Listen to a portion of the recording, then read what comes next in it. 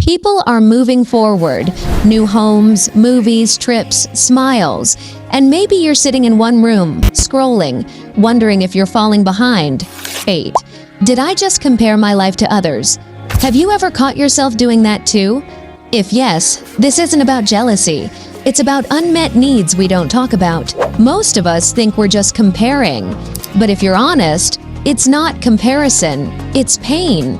When life feels heavy, we start measuring our progress using other people's lives. I felt this too, and that's when I looked at my past self and said, "You're not behind. Maybe you're just in a different phase." A quiet phase, where growth doesn't look loud, but it's real. So what actually helped me wasn't forcing positivity. It was doing 3 very small things. First, I caught myself when I was comparing, not to judge myself, just to notice it. Second, instead of asking, "Why am I behind?" I started asking, "What am I building right now?"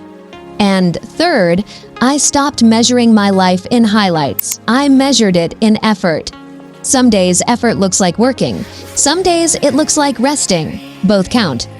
That's how I stopped feeling stuck, without pretending everything was okay. If this video felt like it was talking to you, you're not alone. And next time you compare your life to others, pause and look at how far you have come.